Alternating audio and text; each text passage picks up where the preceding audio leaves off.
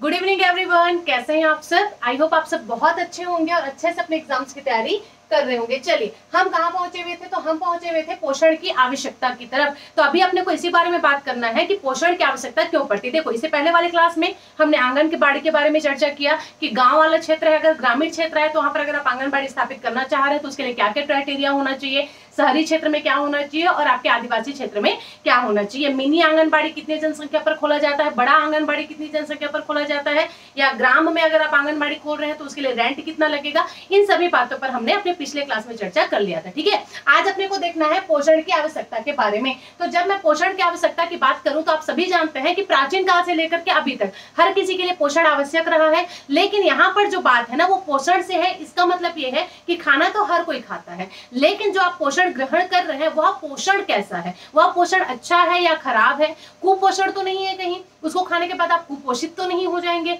इन सभी बातों पर चर्चा होगी। इसके अलावा जो पोषण है वो एक मनुष्य के लिए कितना आवश्यक है, एक बच्चे के लिए कितना आवश्यक है, एक वृद्ध के लिए कितना आवश्यक है, तो इन सबको कैलोरी के माध्यम से आपके सामने रखा गया है। अब ये कैलोरी के माध्यम से रखा किसने था, तो यही सब अपन इस क्लास में देखने वाले हैं। चलिए स्टार्ट करते हैं।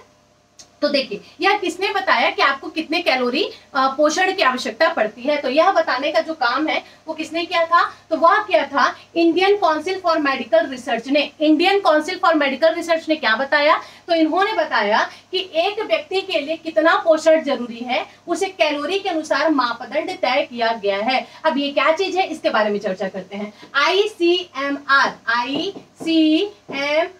इसके मुताबिक, अच्छा ये ICMR है क्या चीज, तो Indian Council for Medical research, ठीक है, जिसके बारे में अभी मैंने आपको बताया है। तो इसके मुताबिक एक औसत भारतीय के लिए, भारी काम करने वालों के लिए रोजाना 2400 कैलोरी प्रति व्यक्ति और मध्यम शारीरिक श्रम करने वाले लोगों के लिए 2100 कैलोरी पोषण की जरूरी है। ठीक है, इसकी जरूरत हमको पड़ती है। चीजें क्या अपने को समझ में आ गया। अब देखो, काम तो हर कोई करता है, जिंदगी में जीना है ना, तो काम तो करना पड़ेगा। लेकिन कुछ लोग हैं जो भारी भरकम काम करते हैं, जैसे कि आप मजदूरों को ले लो, जो कि बोरा ले लेकर इधर उधर सामान ढोने का काम करते हैं, या उससे भी बहुत ज्यादा मेहनत का काम पड़ता है। वहीं पर बड़े आदमी लोग को देख लो, उन लोग को क्या करना है, उन लोग को कुर्सी में बैठ करके बस मोबाइल के थ्रू अपना काम करना होता है, तो उनको शारीरिक ऊर्जा की आवश्यकता ज्यादा नहीं पड़ती है। कहने का मतलब यह है कि जो ज्यादा शारीरिक मेहनत के माध्यम से काम करते हैं उनको एक दिन में 2400 कैलोरी ऊर्जा की आवश्यकता होती है, और वहीं जो मध्यम शारीरिक श्रम करने वाले व्यक्ति हैं उनको 2100 कैलोरी पोषण की आवश्यकता होती है। तो यहाँ से एक प्रश्न अपना क्लियर हो गया।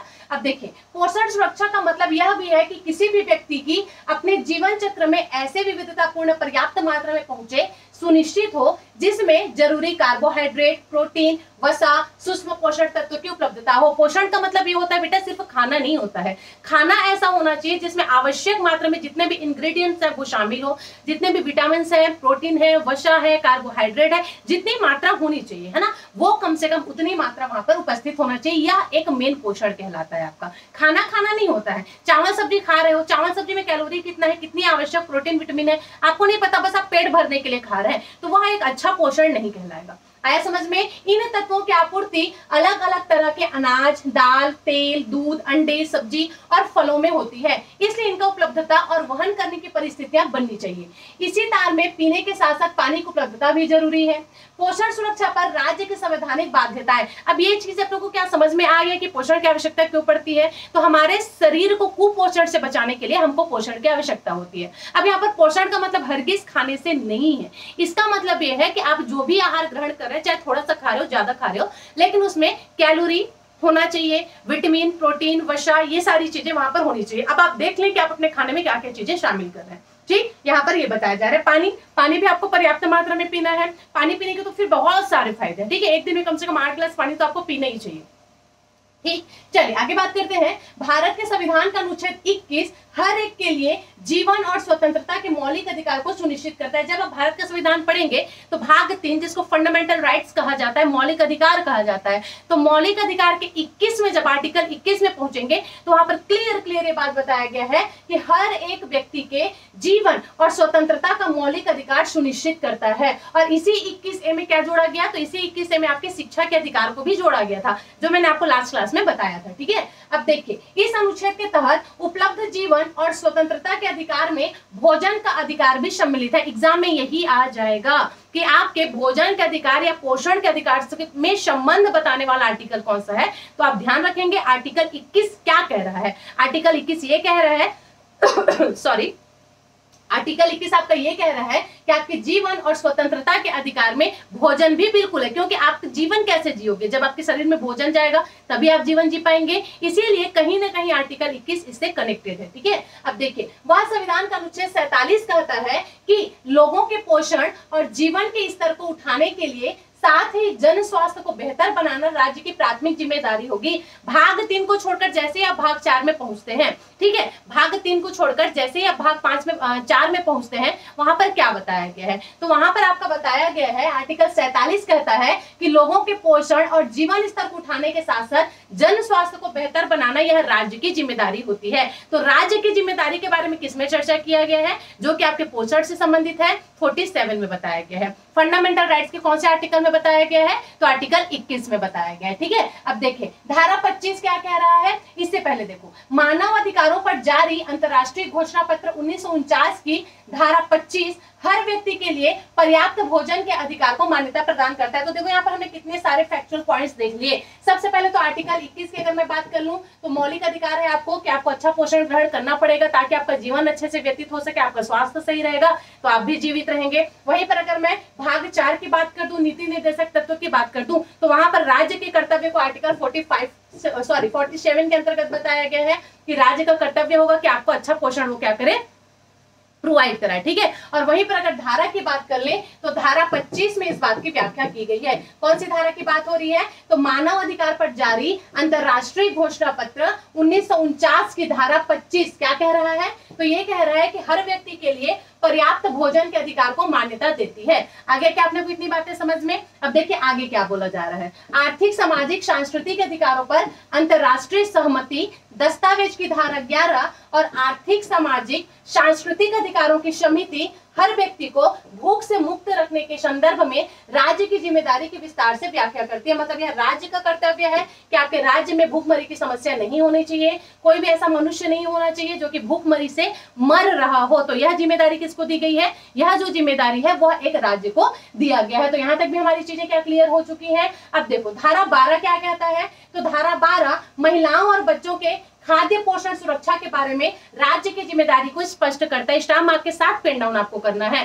धारा 12 क्या बता रहा है, तो धारा 12 इस बात को क्लियर कर रहा है कि यह राज्य की जिम्मेदारी होगी। क्या राज्य की जिम्मेदारी होगी, तो बच्चों का खाद्य पोषण और सुरक्षा के बारे में जिम्मेदारी को स्पष्ट करना दिखाता है। क्या दिखाता है, तो धारा 12 में यह बात लिखी हुई है। अब देखिए राज्य सार्वजनिक वितरण प्रणाली के जरिए कमजोर वर्ग के लोगों को सस्ती दरों पर खाद्यान्न उपलब्ध कराता है। इसके साथ ही ICDS और मिड डे मील के जरिए बच्चों को पोषण सुरक्षा प्रदान किया जा रहा है। इसके बारे में आप सभी जानते हैं कि मिड डे मील क्यों दिया जाता है, ताकि बच्चे यहाँ आए, एक टाइम का खाना अच्छे से खाएं जिसमें आवश्यक मात्रा में जो पोषक तत्व है उसको शामिल किया जाता है। ठीक है, तो यह राज्य ही कर रहा है ना, तभी आपके बच्चों को मिल रहा है। इसके अलावा आंगनबाड़ी में जो भी दलिया वगैरह दिया जाता है, जो भी पोषक तत्व प्रदान किया जाता है, बच्चों को तो दिया ही जाता है, साथ में महिलाओं को भी दिया जाता है। तो ये सब क्यों दिया जाता है, क्योंकि यह राज्य की जिम्मेदारी, बिल्कुल फ्री में आपको प्रोवाइड कराया जा रहा है। आए अपने को समझ में। चलिए आगे बात करते हैं। छत्तीसगढ़ में अलग अलग समुदाय अपनी संस्कृति के साथ विविधता के साथ बसर करते हैं। कमोबेश पोषण के नजरिए से भी देखें तो छत्तीसगढ़ में बहुत विविधता पाई जाती है। बावजूद इसके प्रदेश में स्वास्थ्य मानकों के नजरिए से स्वास्थ्य की तस्वीर बहुत अच्छी है। खासकर बच्चों के संदर्भ में देखें तो यहाँ 60% बच्चे कुपोषण का शिकार है। अब यहाँ पर क्या बोला जा रहा है, यहाँ पर बताया ये जा रहा है कि बच्चों को पोषण अगर दिया जा रहा है, तो हमारा जानते हैं भारत विविधता वाला देश है, यहाँ पर बहुत सारे लोग आकर के निवास करते हैं, दूसरा जगह से भी आकर के लोग यहाँ निवास करते हैं। वैसे ही हमारा छत्तीसगढ़ भी है। हमारे छत्तीसगढ़ में भी अलग अलग राज्य, अलग अलग देश से लोग आकर के यहाँ बसे हुए हैं। तो उन पर भेदभाव किए बिना राज्य को सबको सम्मिलित रूप से पोषण प्रोवाइड करने का काम करता है। तो यहाँ पर फैक्चुअल पॉइंट वैसे बनने वाला कोई चीज नहीं है ना, जो मैं बताऊंगी बस वो आप स्टार मार्क के साथ लिखते हुए चलेंगे।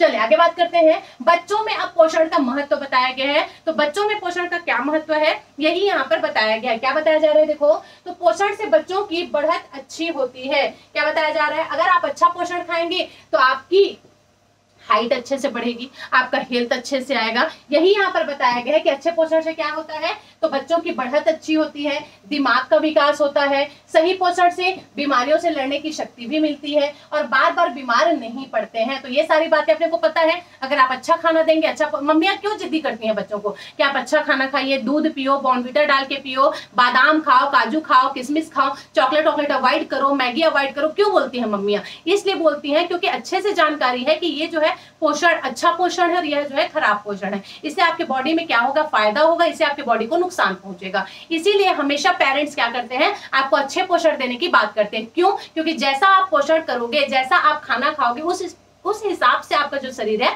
वो वृद्धि करता है। आपका हाइट उसके अकॉर्डिंग बढ़ेगा, आपका माइंड उसके अकॉर्डिंग काम करेगा, आप उतने ही अच्छे से एक्टिव रह पाएंगे जिस तरीके से आप खाना खाएंगे। अब आप सिर्फ घर में खाली चावल खा रहे हो, बासी खा रहे हो, बासी रोटी खा रहे हो, तो इन सबसे आपका मानसिक और शारीरिक दोनों विकास भी उसी टाइप का होगा। आ रहा है अपने को समझ में? तो अच्छा पोषण करने से अच्छी मानसिक स्थिति भी बनती है, अच्छा सोचोगे, अच्छा विचार करोगे, अच्छा सोचने की क्षमता में वृद्धि होगी। तो समझ आ रहा है अच्छा पोषण हमारे लिए क्यों जरूरी है? तो यही सारे कारण है जिसके लिए अच्छा पोषण हमारे लिए बहुत ज्यादा जरूरी हो जाता है। अब आगे देखो, पोषण से ही बार बार बीमार होने से बचाया जा सकता है। हाँ, कुछ बच्चे ऐसे होते हैं, देखोगे, जो हर 2 महीने में, हर 1 महीने में, हर हफ्ता बीमार पड़ते हैं। कभी सर्दी हो गया, कभी खांसी हो गया, कभी बुखार आ गया। ऐसा क्यों होता है? तो कहीं ना कहीं इसका जो रीजन है ना, वो आपका पोषण है। आप सही से अच्छे से खाना नहीं खा रहे हैं, आपके पोषण में अच्छा सा चीजें शामिल नहीं किया जा रहा है जिसमें प्रोटीन हो, विटामिन हो, आप सिर्फ आई गई चीजें, मतलब पेट को भरने वाली चीजें खा रहे हैं। इस वजह से आपके अंदर इम्यूनिटी सिस्टम जो होता है, जिसको आप इम्यूनिटी सिस्टम भी बोलते हैं, इसकी कमी पाई जा रही है। रोग प्रतिरोधक क्षमता हम इसको कहते हैं, ठीक है। इसलिए आप बार बार बीमार पड़ जाते हैं क्योंकि आपके शरीर में पोषक तत्व की कमी है। ये आ सकता है आपके एग्जाम में, है ना, कूट में डायरेक्ट आपका प्रश्न बन जाएगा। इसके अलावा कुपोषण के दायरे से मुक्ति भी पाई जाती है। यदि पोषण से बीमारी नहीं होती, इसका असर एक व्यक्ति के जीवन पर देखने के लिए मिलता है। क्या बोला जा रहा है? यही पोषण से बीमारी नहीं होती है, इसका असर एक व्यक्ति के जीवन से देखने के मिलता है। उत्पादकता में बढ़ोतरी होती है, बच्चों की एकाग्रता बढ़ जाती है और पढ़ाई में मन लगने लगता है। कब होगा ये सब? जब आप एक अच्छा पोषण खाएंगे, तब की बात हो रही है। देश का बेहतर भविष्य सुनिश्चित होगा। कब? देश का बेहतर भविष्य कब सुनिश्चित होगा? जब आप स्वस्थ रहेंगे, जब हमारे बच्चे स्वस्थ रहेंगे, क्योंकि हमारा फ्यूचर तो वही है ना। तो इसी वजह से आपको अच्छा पोषण देना ही होगा बच्चों को, ताकि उनका मानसिक, शारीरिक हर प्रकार का विकास हो सके, वो अपने डिसीजन लेने में कंफर्टेबल हो सके और सडन डिसीजन मेकिंग कर सके। आ रहा है अपने को चीजें समझ में? चलिए आगे बात करते हैं, आगे क्या पॉइंट्स बताया गया है। भारत में खून की कमी या एनीमिया बहुत आम बीमारी है। देश में 6 से 59 माह की आयु वर्ग में हर 10 में 7 बच्चे 70% खून की कमी का शिकार है। अब यह पॉइंट आपके लिए बहुत ज्यादा इंपॉर्टेंट हो जाएगा।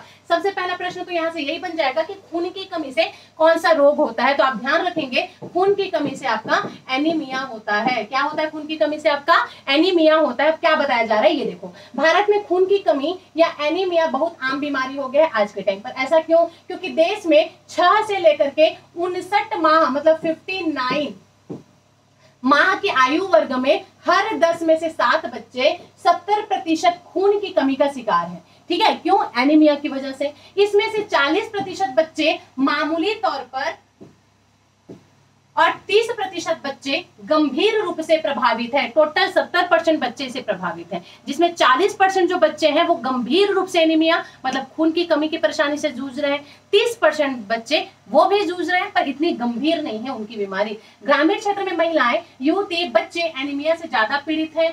NFHS के दूसरे सर्वे से तीसरे सर्वे में एनीमिया 74% से बढ़कर 79% पाया गया। आपको समझ आ रहा है क्या? और ये ग्रामीण क्षेत्र में ही क्यों देखने को मिल रहा है, ये मुझे आप बता दो। इसके पीछे का रीजन ये है कि ग्रामीण क्षेत्र में खाने का कोई, क्या बोले, अगर मैं छत्तीसगढ़ी में बात करूं तो कोई ठौर ही नहीं है। क्यों ऐसा? क्योंकि ग्रामीण क्षेत्र में काम को ज्यादा वैल्यू दिया जाता है कि मेरा खाना नहीं बना है, मेरे को खेत जाना है, मेरे को काम पे जाना है, मेरे को यहाँ जाना है, मेरे को वहां जाना है। ये सारी चीजें हमको देखने के लिए मिलती है। कहाँ? ग्रामीण क्षेत्र में। खाने पीने का कोई सोच ही नहीं है। अगर आप सुबह नहीं खा रहे तो कोई बात नहीं, रात में खा लेंगे। मतलब अजीब होते हैं वो लोग। खाना मिल गया तब भी ठीक है, ना मिले तब भी ठीक है। और खाने में भी कोई विशेष चीज नहीं चाहिए ना उनको। चावल मिल गया, बासी मिल गया, चटनी मिल गया, वही खा लिया। और शहर के बच्चों को देखोगे तो शहर में एनी टाइम आपके घर में फ्रूट्स रहेगा। आपको भूख लग रही है तो बेटा एप्पल खाओ, ऑरेंज खाओ, ग्रेप्स खाओ, ठीक है, दूध पियो, जितने विटामिन की चीजें वो पिलाया जाता है, वो खिलाया जाता है। लेकिन गांव के बड़े भी वैसे, गांव के बच्चे भी वैसे। इसी वजह से पोषक तत्व की कमी आपकी बॉडी में पाई जाती है, जिससे खून कम बनता है, और जब खून की कमी होती है तो उसी को आप एनीमिया के नाम से जानते हैं। चीजें क्या हमारी समझ में आ गई? अब आगे देखो यहाँ पर क्या बताया जा रहा है।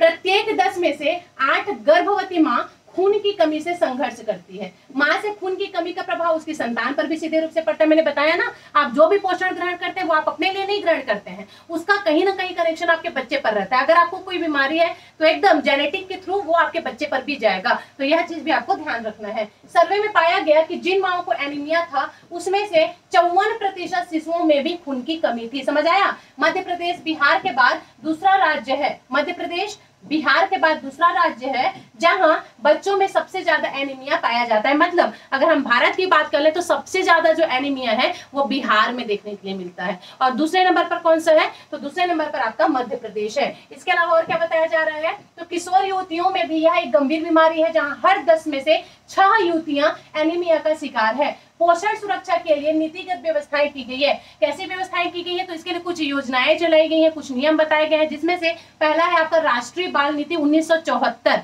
राष्ट्रीय बाल नीति 1974 के अंतर्गत क्या क्या बातें कही गई हैं, इस पर भी हम चर्चा करेंगे। इसके अलावा एकीकृत बाल विकास योजना, जिसको आप ICDS के नाम से जानते हैं, ठीक है, इंटीग्रेटेड चाइल्ड डेवलपमेंट स्कीम 1975, इस पर भी हम चर्चा करेंगे। राष्ट्रीय पोषण नीति की अगर हम बात कर ले 1993 की, ये आ गया आपका, ये सब स्कीम है पोषण सुरक्षा के लिए, ठीक है। इसके अलावा आपका national plan of action for nutrition 2005 की बात कर लेते हैं। अब देखो यहाँ पर क्या बताया जा रहा है, तो एनीमिया को रोकने के लिए विशेष योजनाएं, आयरन टैबलेट के संदर्भ में भी बातें अभी अपने को करनी है, ठीक है। एनीमिया से आप कैसे दूर कर सकते हो बच्चों को? एनीमिया की कमी है मतलब आपके शरीर में कहीं ना कहीं खून की कमी है, किस वजह से? आयरन की वजह से। तो आयरन का टैबलेट्स आपको दिया जाएगा। आप देखेंगे प्रेग्नेंट लेडी को कैल्शियम का टैबलेट दिया जाता है, आयरन का टैबलेट दिया जाता है। क्यों? क्योंकि उनके बॉडी में कहीं ना कहीं किसकी कमी हो जाती है? ब्लड की कमी हो जाती है। देश के सभी शासकीय प्राथमिक स्कूलों में मध्याह्न भोजन योजना हो गया। 9 माह से 3 साल तक के बच्चों को विटामिन ए की विशेष खुराक दी जाती है। शिशुओं की जरूरतें, स्तनपान शिशु का सर्वोत्तम पोषण है। अब यहाँ पर एक नया टॉपिक स्टार्ट हो गया, जिसमें क्या बताया जा रहा है, तो शिशु की जरूरतें कहाँ पर और किस प्रकार से होती है, यहाँ पर ये बताया जा रहा है। तो देखिए शिशु की जरूरतें कहाँ पर होती हैं, तो स्तनपान शिशु का सर्वोत्तम पोषण है। सबसे पहली बात, अगर नवजात शिशु है, अगर वो स्तनपान करने की उम्र में है, तो उसको किसी और बाहरी पोषण की जरूरत नहीं है, लेकिन उसको स्तनपान की बहुत ज्यादा आवश्यकता होती है। रीजन ये है कि स्तनपान उसके संक्रमण फैलने से बचाता है, उसको बहुत टाइप के बीमारियों से बचाता है, श्वास की बीमारी से बचाता है। आ रहा है समझ में? विशेषज्ञों का मानना है कि जन्म के 1 घंटे के भीतर, 1 घंटे के भीतर स्तनपान की शुरुआत शिशु के पूरे जीवन के लिए बुनियादी का काम करती है, बुनियाद का काम करती है। अभी क्या होता है, अभी अगर बच्चा पैदा हो रहा है तो ठीक है, उसको तो माँ दूसरे दिन देख रही है, ठीक है, ऐसा नहीं होना चाहिए। बच्चा पैदा हुआ उसके 1 घंटे के अंदर ही जो शिशु है उसकी माँ का स्तनपान उसको करना चाहिए, क्योंकि उस 1 घंटे के अंदर में जो हार्मोन्स निकलता है ना, जो हार्मोन्स बनता है, उसमें एक विशेष टाइप की क्या होना चाहिए, बोलना चाहिए मेरे को, एक पावर होता है, ठीक है। जब वो बच्चा ग्रहण करता है ना, तो लाइफ टाइम के लिए उसके लिए कुपोषण से बचने का ये काम करता है, और साथ में बुनियाद बन जाता है आपका। उस 1 घंटे के अंदर आपने फीडिंग करा दिया तब की बात है, ठीक है। इसी तरह 6 माह की उम्र तक एक्सक्लूसिव स्तनपान बच्चे को कई बीमारियों से बचाने का काम करता है। अब देखो यहाँ पर क्या बोला जा रहा है, 6 माह की उम्र तक, कम से कम 6 माह की उम्र तक एक्सक्लूसिव अगर आप स्तनपान करवा रहे हैं तो बच्चों को बहुत सारी बीमारियों से बचाता है। अभी क्या होता है, बेटी का ऑपरेशन हुआ है भाई, वो तो दूध नहीं पिला सकती है, तो क्या किया जाए, तो डब्बा वाला दूध ले आया जाए, कटोरी में घोल करके बच्चे को पिला रहे हैं, नवजात शिशु को पिला रहे हैं, वो आप करो, कोई दिक्कत नहीं है। लेकिन अगर जन्म हुआ है तो 1 घंटे के अंदर बच्चे को माँ का दूध पीना ही चाहिए, क्योंकि उस टाइम पर मैंने बताया ना हार्मोन्स चेंज होते हैं, और उस टाइम का जो दूध होता है वो बच्चों के लिए हर प्रकार से बेनिफिट करता है, ठीक है। इसके अलावा देखो स्तनपान बच्चों को कई बीमारी से बचाने का काम करता है। बहरहाल इस दिशा में काम करने की बेहद जरूरत है, अभी तो बहुत ज्यादा जरूरत हो गई है, ठीक है, क्योंकि लोग स्तनपान कराने के नाम से ही चिढ़ने लगे हैं। ठीक, आगे देखते हैं। राष्ट्रीय पोषण संस्थान के सर्वे में भी प्रदेश में संस्थागत प्रसव को बढ़ावा की दिशा में उल्लेखनीय काम हुआ है। पहले क्या होता था, जो प्रसव का काम होता था वो घर में किसी भी दाई को बुला करके करवा दिया जाता था, मतलब लोग कतराते थे हॉस्पिटल जाने पर। ऐसा क्यों? क्योंकि गांव में एक मेंटेलिटी बन चुकी थी कि अगर हम डिलीवरी के लिए हॉस्पिटल जाते हैं तो वहां पर क्या हो जाएगा, वहां पर या तो माता को ऑपरेशन करने के लिए बोल जाएगा, हमको बहुत ज्यादा पैसा लग जाएगा, हो सकता है काटा पिटी कर दे, बच्चा खत्म हो जाए, माँ खत्म हो जाए, या एक मेंटलिटी बन चुकी थी। लेकिन अभी आंगनबाड़ी के माध्यम से समय समय पर जो सर्वे किया जाता है, लोगों को शिक्षित किया जाता है, उसके माध्यम से भी बहुत ज्यादा सुधार देखने के लिए मिला है। गरीब से गरीब आदमी और एकदम अशिक्षित से अशिक्षित जो आदमी है वो भी जब प्रसव होता है, जब डिलीवरी होना रहता है, उस टाइम पर हॉस्पिटल को ही क्या करता है, प्रेफर करता है। ठीक है, तो यह एक बहुत बड़ा फायदा है इस दिशा में प्रयास का। चीजें क्या हमारी क्लियर हो गई? अब देखिए, लेकिन जन्म के पहले घंटे में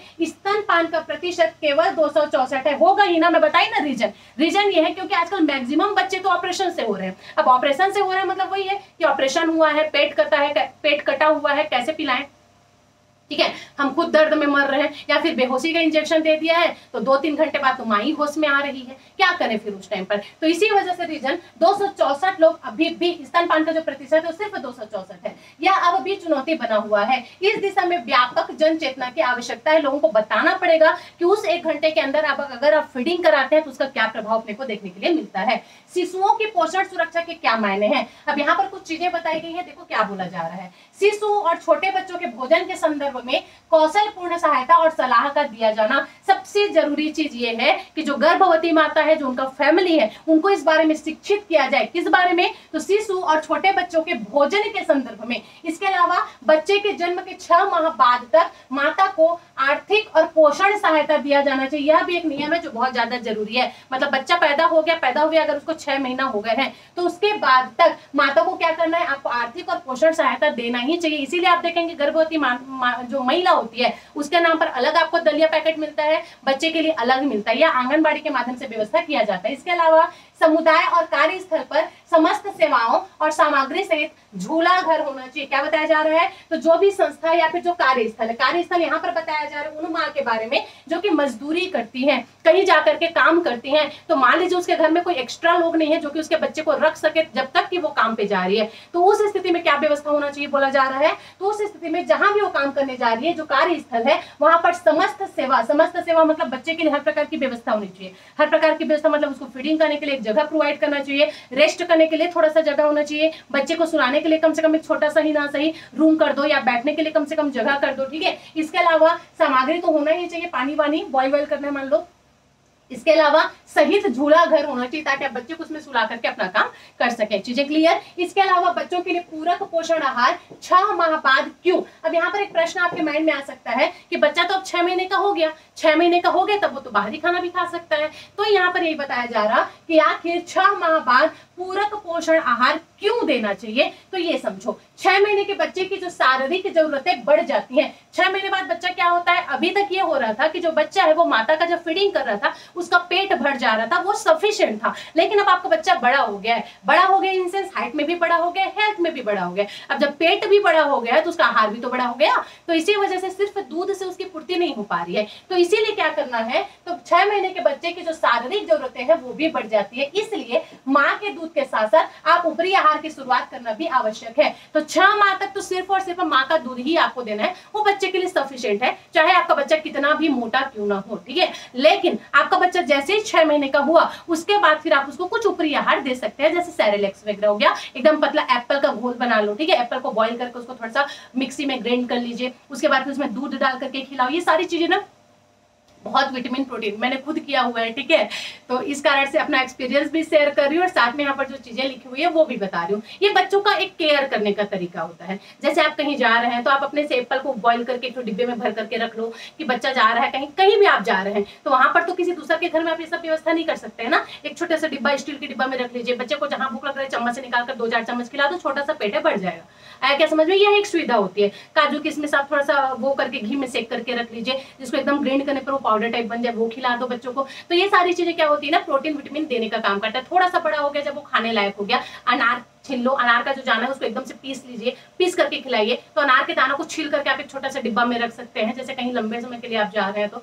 ये सारी छोटी छोटी चीजें हैं जो बच्चों के सेहत को ध्यान में रखते हुए अपनाई जाती है। ठीक है, इसके अलावा देखो बच्चे का शारीरिक हलचल बढ़ जाता है, जिसके लिए अधिक ताकत की आवश्यकता होती है। अब बच्चा बड़ा हो गया आपका, अब आपका बच्चा बड़ा हो गया, शरीर बढ़ गया है, उसका दिमाग भी बढ़ गया और साथ में उसकी हरकतें भी बढ़ गई है। दिन भर उसका हाथ पैर चलते रहेगा तो खाना भी तो जल्दी पच जाएगा, ज्यादा भूख भी तो लगेगी। तो वही बताया है कि ताकत की भी अब ज्यादा आवश्यकता होगी उसको, इसलिए माँ के दूध के साथ साथ ऊपरी आहार की भी जरूरत होती है। जो आपका प्रश्न था कि आखिर 6 महीने के बाद बच्चे को ऊपरी आहार क्यों देना चाहिए, मैं उसका आंसर आपको बता रही हूँ। आगे अपने को समझ में। इसके अलावा देखो अगला प्रश्न क्या बोला जा रहा है, 6 माह का बच्चा ऊपर का आहार पचा सकता है। यह जो प्रश्न है यह कूट में आपका आ सकता है कि क्या 6 माह का जो बच्चा होता है वो ऊपरी आहार आप दे रहे हो उसको पचाने में पचा सकता है, तो हाँ जी बिल्कुल पचा सकता है। ठीक है, 6 माह के बच्चे में स्वाद के तंतु विकसित हो जाते हैं, यह सबसे बड़ी बात है। अब देखो जैसे सेरेलेक्स होता है ना, ये कई प्रकार के वैरायटी का आता है ना, कई प्रकार के फ्लेवर का आता है। अब मान लो आपने कोई एप्पल फ्लेवर लाया, आप बच्चों को खिला करके देखिए, अगर उसको अच्छा लगे तो बड़ा चटकारा ले लेके खाएगा, लेकिन अगर उसको अच्छा नहीं लगा तो वो अपने मुंह तक में नहीं लेगा उसको, समझ रहे हो। वही आप कुछ दूसरा फ्लेवर ट्राई करो। क्यों ऐसा होता है? ऐसा इसलिए होता है क्योंकि 6 माह का जो बच्चा होता है उसके अंदर स्वाद के तंतु विकसित हो चुके होते हैं। प्रश्न में यही आ जाएगा कि बच्चे में स्वाद के जो तंतु है वो कौन से महीने में विकसित हो जाते हैं, तो 6 महीना की आयु में विकसित हो जाता है। निगलने और चबाने की प्रक्रिया भी ये शुरू कर चुके होते हैं। 6 माह से पहले क्यों नहीं? अब एक प्रश्न यहाँ से बन जाता है कि 6 माह के बाद हम बाहरी आहार दे सकते हैं, क्यों दे सकते हैं ये हमने जान लिया, लेकिन 6 माह से पहले हम क्यों नहीं दे सकते हैं, तो ये भी समझो। इससे बच्चों को माँ का दूध पूरा नहीं मिल पाएगा। आया क्या समझ में? इससे होगा ये कि बच्चे को अगर आप 6 महीने पहले से कुछ ऊपरी आहार देंगे तो ऊपरी आहार से ही उसका पेट भर जाएगा, लेकिन माँ का जो दूध है ना वो 6 माह तक के बच्चों के लिए सफिशिएंट होता है। तो अगर आप पहले से ही आहार देना चालू करोगे तो जितनी मात्रा में माँ का दूध चाहिए उसकी बॉडी को, उतना उसके बॉडी में जा नहीं पाएगा, क्योंकि उसका पेट तो भरा है तो कितना ही दूध पिएगा वो। ठीक, इसके अलावा 6 माह तक जो ऊर्जा प्राप्त होनी थी उसमें कमी हो जाएगी, क्योंकि 6 महीने तक रेगुलर अगर आप फीड कर रहे हैं, फीडिंग कराया जा रहा है, तो उसके माध्यम से जो ऊर्जा, प्रोटीन, विटामिन, कैलोरी आपके शरीर के अंदर जानी है उसमें कमी हो जाएगी, क्योंकि आप पर्याप्त मात्रा में दूध नहीं पी रहे हैं जितना आपको पीना चाहिए। ठीक है, इसके अलावा बच्चे का आमाशय छोटा होता है, यदि उसे तरल पदार्थ से भर दिया जाता है तो उसे पोषकता नहीं मिल पाती। यह पॉइंट आपको ध्यान रखना है। 6 महीना से पहले अगर आप बच्चे को बाहरी पोषण देने की कोशिश करते हैं तो इस टाइम पर क्या होता है, जो बच्चे का आमाशय है वो काफी छोटा होता है। अगर इसको बाहरी आइटम खिलाने की आप कोशिश करेंगे तो उसका जो आमाशय है वो पूरी तरीके से तरल पदार्थ से भर जाएगा और बाद में बच्चे को उसको ग्रहण करने में, पचाने में बहुत सारी समस्याओं का सामना करना पड़ेगा। हो सकता है कि उस टाइम पर वोमिटिंग भी कर दे। क्यों? क्योंकि उसके पास आमाशय में तरल पदार्थ ज्यादा भर दिया है आपने। आया क्या समझ में? आगे बात करते हैं। अब देखो, यदि ऊपरी आहार ज्यादा तरल एवं कम पोषकता वाले होते हैं तो बच्चा कमजोर हो सकता है। यह पॉइंट भी आपको ध्यान रखना है। अब आप बोलेंगे हम बच्चे को एकदम ग्राइंड कर करके पीस करके दाल का पानी पिला रहे हैं जिससे कि पेट भर जाए, तो यहाँ पर भी आपके लिए बताया गया है क्या, तो यदि ऊपरी आहार ज्यादा ही तरल है और कम पोषकता वाले हैं, ठीक है, तो बच्चा कमजोर हो सकता है, क्योंकि दूध के मुकाबला ना कोई भी बाहरी चीज नहीं होता है। माँ का जो दूध होता है ना हर प्रकार के प्रोटीन विटामिन से भरा हुआ होता है, उसकी तुलना तो आप किसी चीज से भी नहीं कर सकते, ना कोई सेरेलेक्स से, ना कोई अंडा से, ना किसी भी चीज से। आ रहा है समझ में? बच्चों को बीमारी का खतरा बढ़ जाएगा। समय के पूर्व ऊपरी आहार कम सुरक्षित और पचने में आसान नहीं होता। आया क्या समझ में? मतलब ओवरऑल ये है कि 6 महीने से कम का जो उम्र के बच्चे होते हैं वो बाहरी जो भी आइटम है उसको पचाने में सामर्थ्य नहीं होते हैं। जबरदस्ती आप खिला दोगे तो वही होगा कि उसका जो आमाशय है ना वो तरल पदार्थों से भर जाएगा और उसका क्या होगा, नुकसान उस बच्चे को झेलना पड़ता है। अपने को समझ में? माता के पुनः गर्भवती होने के अवसर बढ़ जाते हैं, यह भी सबसे बड़ी बात है, जो कि प्लस पॉइंट है, जो कि मैक्सिमम लेडीज को पता होगा। अगर मान लीजिए आप बच्चे को जब वो कम उम्र में है, कम उम्र में मतलब 6 महीने से कम आयु में है, और अगर आप कम आयु से ही उसको बाहरी चीज खिलाना पिलाना चालू कर देते हो तो उसमें होगा ये कि बच्चों का आपके दूध से इंटरेस्ट कम हो जाएगा, उसका बाहरी चीज में ही पेट भर जाएगा, और उस कंडीशन में होता यह है कि जो माता है उसका पुनः गर्भवती होने का अवसर बढ़ जाता है। ये भी हार्मोन चेंज की वजह से होता है। ठीक है, तो यह पॉइंट भी आपको ध्यान रखना है। इसके अलावा एक प्रश्न बन जाता है यहाँ पर कि आखिर ऊपरी आहार जरूरी है क्यों, ऊपरी आहार किस लिए जरूरी है? तो आप ध्यान रखेंगे 6 माह की उम्र तक माँ के दूध से आवश्यक ऊर्जा प्राप्त होती है, यह पॉइंट भी आपने ध्यान रखना है। ठीक है, दूसरा बोला जा रहा है 6 माह के बाद माँ के दूध के अलावा अतिरिक्त ऊर्जा की आवश्यकता बच्चों को होती है, क्योंकि बच्चा बढ़ चुका है, साइज बढ़ गया, नीड बढ़ गई है, ताकत की आवश्यकता ज्यादा है। ठीक, इसके अलावा इस तरह 6 महीने के बाद बच्चों को माँ के दूध के साथ ऊपरी आहार देना आवश्यक होता है। इस उम्र में बच्चे की पाचन संस्थान भोजन पचाने के लिए भी तैयार हो चुका होता है। जो मैं आमाशय तंत्र की बात कर रही थी वो अब इस लायक हो गया है कि वो जो है क्या कर सकता है, खाना को अपना पचा सकता है। चीजें क्लियर? अब देखो यहाँ पर एक सवाल है जो बहुत सारे लेडीजों के मन में आ रहा है कि ऊपरी आहार हम 6 माह से ऊपर के बच्चों को दें तो वो आहार होना कैसा चाहिए। ठीक है, यह ऊपरी आहार कैसा होना चाहिए? तो ध्यान से देखो, बच्चों को दिया जाने वाला जो ऊपरी आहार है वो कैसा होना चाहिए, तो वो स्थानीय उपलब्धता, खाद्य सामग्री में होना चाहिए। इसमें कम से कम निम्नानुसार भोजन होने चाहिए। कैसे भोजन होने चाहिए, जो भी आप ऊपरी आइटम दे रहे हैं वो होना कैसा चाहिए। तो सबसे पहली बात तो अनाज, चावल, गेहूं, मक्का, बाजरा, इन सबसे युक्त होना चाहिए। तो इन सबसे युक्त होने वाला भी सेरेलेक्स मिलता है, जिसमें आपका अनाज भी होता है, गेहूं भी होता है, ज्वार भी होता है, मक्का भी होता है, बाजरा भी होता है। और कुछ नहीं तो आप घर में चावल तो बनाते ही होंगे, एकदम ज्यादा पीस लो, एकदम एकदम एकदम एकदम, ठीक है। उसके बाद खिलाओ थोड़ा सा, 1-2 चम्मच ना, ये नहीं कि एक कौरा इतना बड़ा बड़ा खिला रहे हो, ऐसा नहीं। दूसरा, स्टार्च युक्त सब्जी जैसे कि आलू हो गया, शकरकंद हो गया आदि, और स्टार्च युक्त फल जैसे कि केला हो गया, ये तो आप खिला ही सकते हो। मैं उनके लिए बता रही हूँ जो सोचते हैं ना कि 6 माह से ज्यादा हो गया मेरा बेटा, मैं क्या खिलाऊं। केला खिलाओ ना यार, केला को वो तो ऐसे ही एकदम पल्प होता है, ठीक है। उसको एकदम ज्यादा क्या कर लो, मिक्सअप कर लो, उसके बाद फिर बच्चों को खिलाओ। या फिर दूध में एकदम ज्यादा उसको रमीज लो, ठीक है, अच्छे से गुड़ लो, उसके बाद फिर उसको खिलाओ। इसके अलावा आप आलू को बॉईल करके शक्कर में एकदम ज्यादा उसको गड़ा करके गुड़ करके खिला सकते हैं। ये सारी चीजें आप कर सकते हैं जो बच्चे के लिए सेहतमंद भी है, उसका बॉडी भी अच्छा आएगा, शरीर भी ग्रोथ होगा और साथ साथ उसका पेट भी भरेगा, सबसे बड़ी बात, ठीक है। और ये इसकी बॉडी के लिए बहुत ज्यादा है। ऊपरी आहार सफाई से पकाएगा, ये आपको ध्यान रखना है, क्योंकि अब जो आप बना रहे हैं ना वो आप अपने बच्चे के लिए बना रहे हैं और आपका बच्चा काफी छोटा है और इन्फेक्शन होने में उसको देर बिल्कुल भी नहीं लगेगा। तो सफाई से बिल्कुल बना होना चाहिए, परोसा एवं खिलाया जाना चाहिए। आप अपने बच्चों को खिला रहे हैं, अगर आप चम्मच का यूज कर रहे हैं तो चम्मच अच्छे से धुला होना चाहिए, सैनिटाइज होना चाहिए। अगर आप अपने हाथ से खिला रहे हो तो अच्छे से आप अपना हाथ धोने के बाद ही बच्चों को खिलाओ, ठीक है। क्यों? क्योंकि अभी तक आप सिर्फ फीडिंग करा रहे थे, उसमें किसी भी प्रकार की सुरक्षा की आवश्यकता नहीं थी, क्योंकि वो आपके शरीर के अंदर से आ रहा था। लेकिन अब बाहरी आइटम खिला रहे हो, आपको एकदम फूक फूक कर कदम रखना पड़ेगा कि जो भी आप बना रहे हैं वो कैसा बना हुआ है। साफ सफाई का विशेष ध्यान आपको रखना पड़ेगा, क्योंकि इस उम्र में बच्चों में इन्फेक्शन के चांसेस बहुत ज्यादा बढ़ जाते हैं, ठीक है। इसके अलावा हम क्या देख सकते हैं, तो इसके अलावा 1 चम्मच घी या तेल अवश्य मिलाना चाहिए खाने में। आपको ये तो शामिल करना ही चाहिए। जैसे ही आप बाहरी खाना बनाना चालू कर रहे हैं ना, तो घी या तेल अवश्य आपको मिलाना चाहिए। प्रायः ऊपरी आहार तरल करके बच्चों को दिया जाता है। ऐसा माना जाता है कि गाढ़ा भोजन बच्चे के गले में फंसेगा, बिल्कुल, और ये होता भी है ना, ध्यान रखें। आप चावल दाल खिला रहे हो लेकिन उसमें दाल की मात्रा एकदम कम है, आपका चावल एकदम सूखा सूखा है, तो वो बच्चा कैसे निकलेगा, अभी उसका गला एकदम छोटा है। इसीलिए दाल की मात्रा एकदम ज्यादा, 2 कप दाल है तो 1 चुटकी चावल होना चाहिए, ऐसा करके आपको खिलाना है, एकदम तरल बना करके, ताकि बच्चा बहुत आसानी से उसको निगल सके, ठीक है। इस बात का विशेष ध्यान रखना है। अपच भी करेगा क्योंकि वो पचा ही नहीं पाएगा, ठीक है। इसके अलावा